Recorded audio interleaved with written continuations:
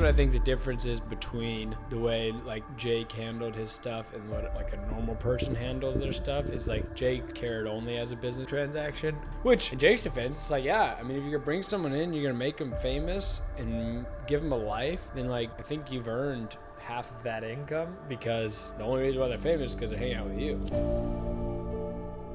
Oh, boys. Got my phone in here because it is episode 30. Episode number 30, 3-0. Because I just saw that the last episode that we posted was episode 29, which means we're here to give you valuable information. And not only are we 1% podcast in the world, but we are now moving up further and further. How many podcasts get to episode 30? How many? Is that a rhetorical question? Because I have zero clue. Okay, it was rhetorical. Okay, There's not many, right? So we're here, guys, to give you the information that you want to hear, or if you don't want to hear, if you just want to hang out with us, then we're here for that too. What I want to talk about is streaming awards, all right, or the streamies, or whatever it is, right? And this is kind of like, I don't know, the whole award thing in general, I don't really like, because the bureaucracy of it. Not only, like, you think of Emmys, you think of Grammys, the Streamies, ESPYs, all these things, like, there's bureaucracy to it, where I like defining a winner and a loser, not the best in this industry, and, like, the best in this, and the best in this. And, like, yeah, I mean, okay, maybe it's cool to... it's always cool to get an award, but like I think the best award is the one that you believe in yourself, like not an external force that you put it on, right? And so they did these streamies, and did you have who popped up, who won all those? Oh yeah, I didn't. I know Mr. Beast got Creator of the Year, which I didn't know. I think should be obvious. Yeah, Mr. B said Creator of the Year, which I saw a thing. People were talking shit, basically like, oh, he won Creator of the Year and didn't even show up. Like, you know how busy that guy is? Yeah, like the reason why he won Creator of the Year is because he's not there to show up Exactly. and bullshit things that don't really mean anything to him. That's why, and he replied on Twitter to somebody tweeting, like some verified account, like one of those news accounts, saying like, oh, he won, didn't show up. And he was like, he just replied like, I was filming, with like a crying emoji or whatever. But yeah, he won Creator of the Year. Let's see if you can Streamer of the Year. Who do you think? Streamer of the Year, well, I saw the list. It was Kai. Yeah, which I want to feel like is pretty obvious. Yeah, and that's the thing. What are the metrics that they're measuring it on, though? I mean, I'm sure just, like, overall, like, I mean, so far, like, I would have voted both of them, too. So I feel like obviously it has somewhat of good merits behind it, because as of right now, they seem pretty legit. Yeah, but where does it go from there? Right? I think it starts off with good intent, and then it starts like, oh, if you talked about, like, who won the news? The news one? Hassan. Yeah. Hassan. And like, does he provide like good news? From the stuff that I've seen, I don't. Well, it depends what you define as good. You see what I'm saying? It's what like what makes him the best news creator. Oh, I'm sure he. I don't watch him, but I know he is pretty big. So he might just be like the news creator with the most like traction right now. I mean, Keemstar fell off. I'm sure he used to win the news thing sometimes. I never kept up with this stuff, but yeah, I would assume he's just the most popular news guy right now. Yeah, I don't know. AMP like took over. They won. Kai won Streamer of the Year. Then Phantom won Breakout Streamer, which is honestly fair. Like anytime I watch AMP video, which is like they're the biggest streamers right now, everyone's like yeah, like Phantom's like my favorite. Basically, everyone loves Phantom now. Whenever he was like a nobody last year. Huh. And Isn't that crazy how you get surrounded? Like that AMP group is kind of like the FaZe Clan, isn't it? Like back in the early. I mean, yeah, they're like I'm trying to think. they're pretty much like the Hype House or the Yeah, what do you exactly. call what was Jake's thing? Team 10. Team 10. Pretty much like Team 10, but they're When are we starting our own Team 10? yeah, exactly. Yeah. You know, I mean, this is what happens, dude. AMP is the same way. The Phase House, like all these creator houses, it's like you get together and then you start collabing, creating with each other, and then ideas come from one thing and another. It's like, why don't we just do that? I feel like most of them don't work unless you're friends before you make the group. like Agreed. like Team 10, they all made that group and then they all end up hating each other because they were greedy, whatever. But AMP, I don't know all of them, but I know like a lot of them were friends when they were younger. So like they have that like bond, like where if they get in an argument, they're not going to be like, "Yep, fuck you, I'm leaving." yeah, you can't. Well, Team 10 was based off of like a contract. No, I know that's what I'm saying. Like Jake was like, he's a business guy, so he was like, right, when you join here, then you're gonna have, I take hat or whatever, I don't know what the percentage was, but I take your money, right? Whatever you do from here for the rest of your life, I'm taking percentage of it. Which, in Jake's defense, it's like, yeah, I mean, if you're gonna bring someone in, you're gonna make them famous and give them a life, then like, I think you've earned half of that income, because the only reason why they're famous is because they're hanging out with you. Which, okay, cool.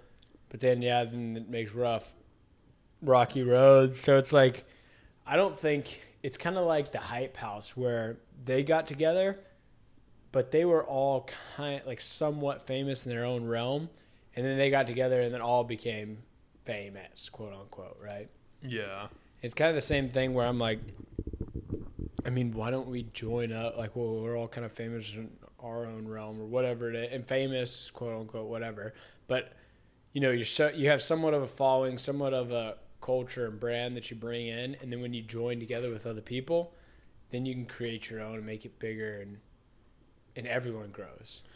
I mean, no, you definitely can, but I think you can take it to extremes like that, where you move into a house with these people and you do nothing but film with these people, or you can just expand your network and just go film with people, like while not having to live with them and do all that. Because I think that's when it becomes like we said with Team 10, like things end up like you don't agree with somebody, then. But also, I mean, well, I guess you look at the Team 10 guys, like Jake, obviously the biggest one. Alyssa Violet is who I can think of. All the rest of them fell off. Yeah, that's what I'm saying. Like, who else? But look at FaZe. I mean, I But guess that's you what have a FaZe little bit was. more. Yeah, FaZe wasn't like they were actually all friends too. Like, yeah, they were on contracts and like brought in, but like how they saw it, I think like even when you used to like watch videos, like old FaZe videos, like that's what I used to watch.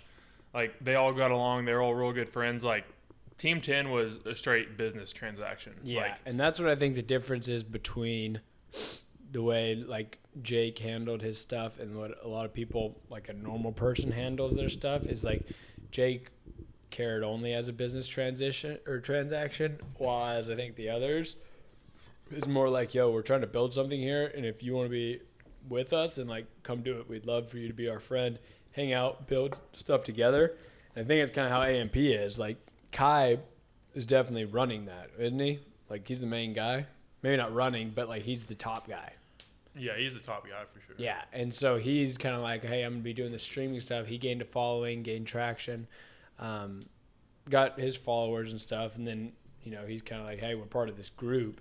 Like it's not just me doing this. Like I still have my friends that I'm streaming with and doing these things with them as well. So I don't know. It's interesting. Interesting to see like even now you can still make these houses or whatever and grow, and everyone grows and builds. Like even as hard as it is now to become a creator compared to what it used to be, I think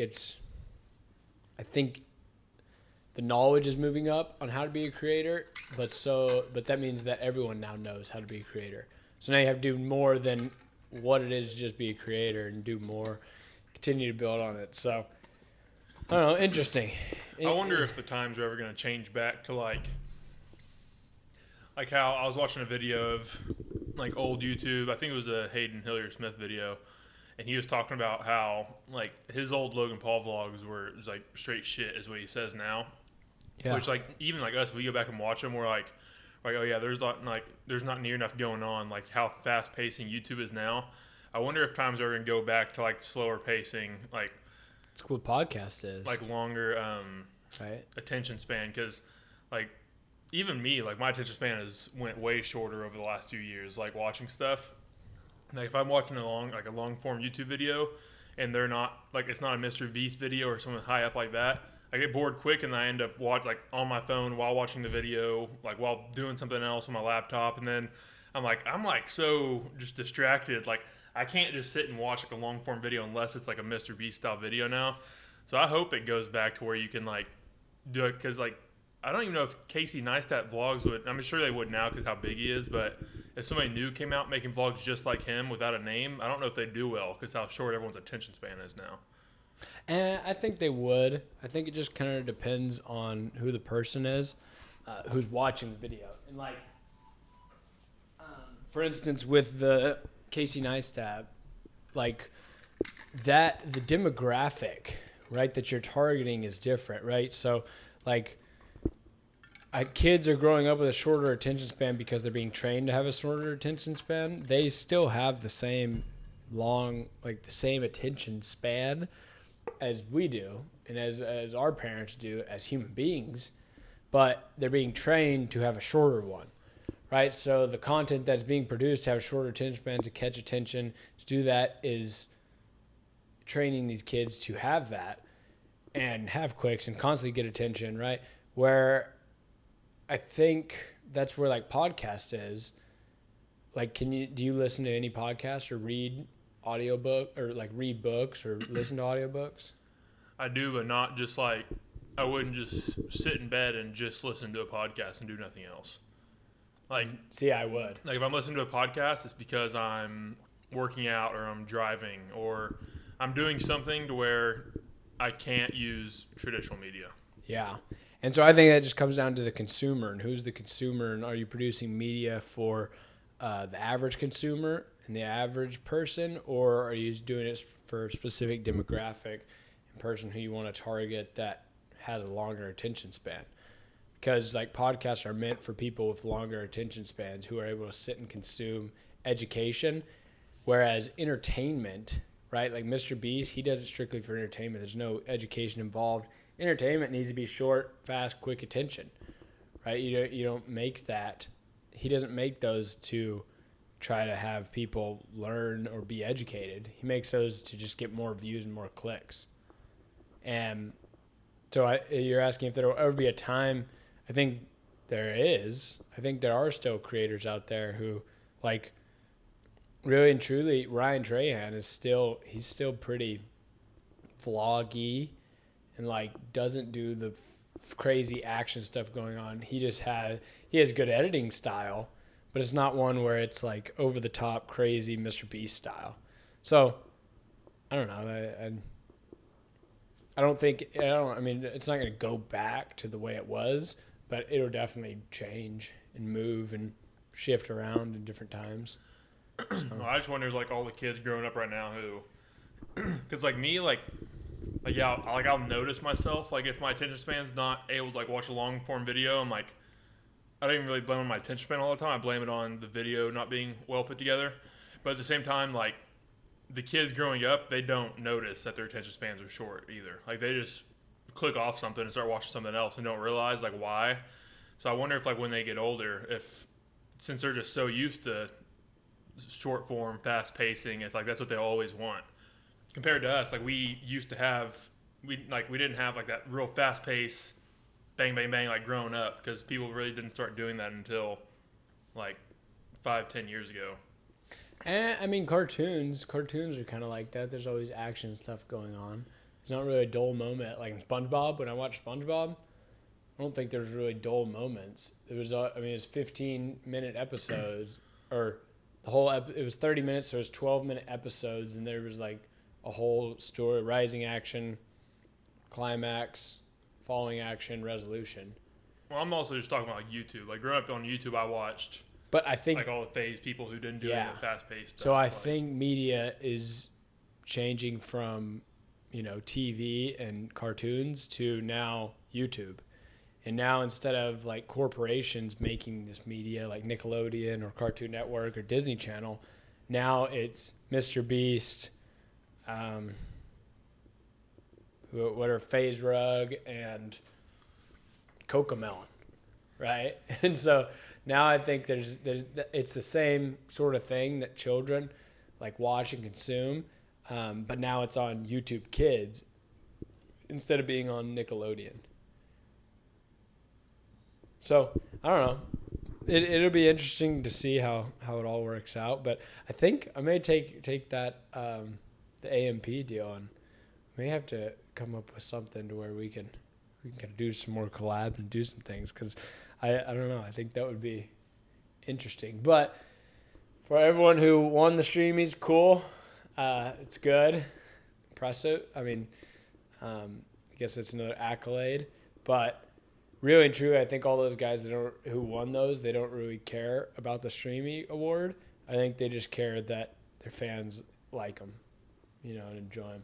And we hope the same for you guys. We hope that you like us and enjoy content that we produce. And if you do, hit that subscribe button. Also, if you want, leave us a comment and let us know what you thought of the video. Otherwise, guys, we will talk to you in the next one. Have a great rest of your day. Take it easy. Peace.